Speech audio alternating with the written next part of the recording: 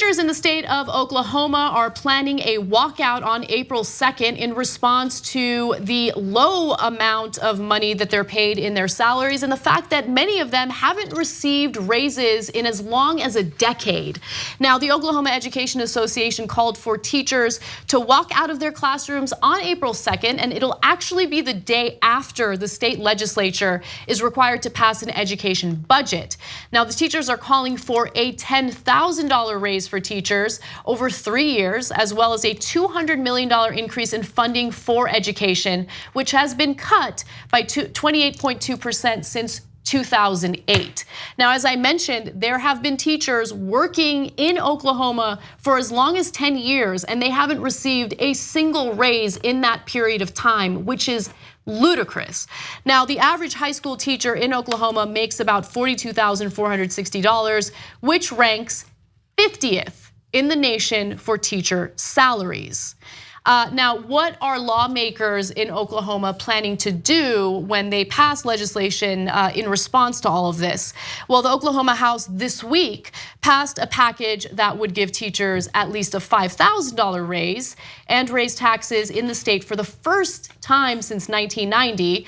It hasn't become law yet, and it doesn't include an increase in school funding.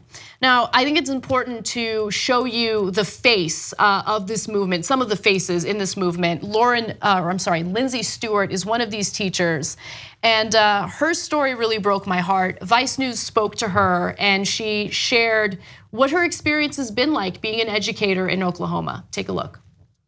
I think the plan to walk out on April 2nd is a necessary, I don't want to call it a necessary evil. Lyndsey Stuart is a teacher at Bartlesville High School, but still has to work 2 jobs to make ends meet. This year, she will make $34,929 teaching, a salary that hasn't increased since she started teaching 10 years ago. My life as a teacher is not just a teacher. I have to work a second job, so I'm a teacher and a photographer. So my mornings start around 5 a.m. and then they end around 8 p.m. with picking up my daughter from gymnastics, and then 10 p.m. with all the editing that I have to do for photography. So in between then, I teach for 7 hours, and then I take my kids to their extracurricular activities, and then do my photo sessions, and then do my editing for my clients for photography. So my life as a teacher is very hectic.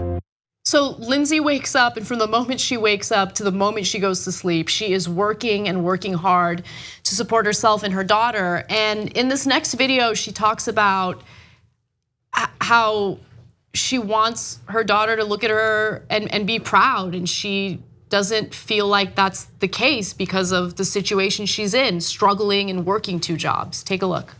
My daughter is very active in gymnastics and is an advanced gymnast. This is what her dream is, and so my job as her parent is to make sure that I do everything possible to nourish that dream. And I'm like every other teacher in the state, we're just trying to pay our bills.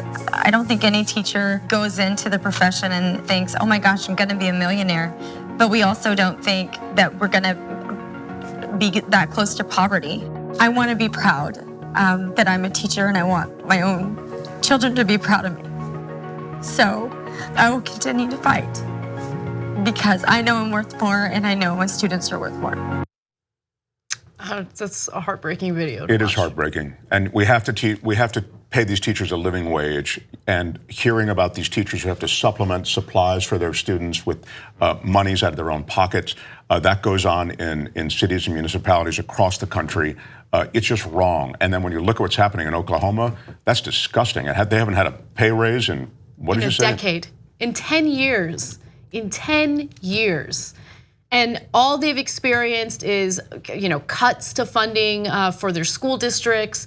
And what I love is that they're standing up, that they're rising up and they're fighting, and that they're not going to be happy with the $5,000 raise proposal by lawmakers in their state. They want more. They want funding for their schools. And there have been teachers in other states that have also stood up and have won their battles successfully. West Virginia is another example. Yeah. Teachers in West Virginia were not having it.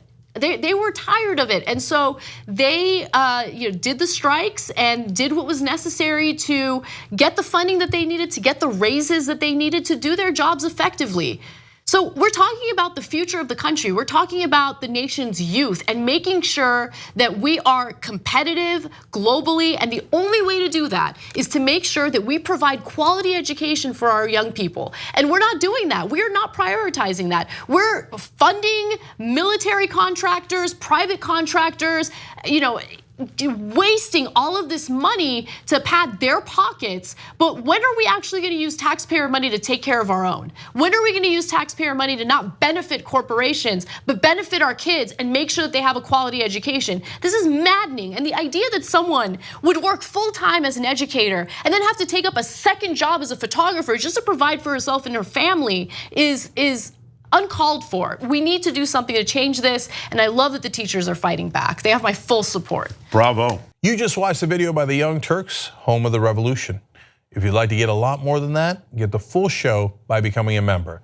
tytnetwork.com/join.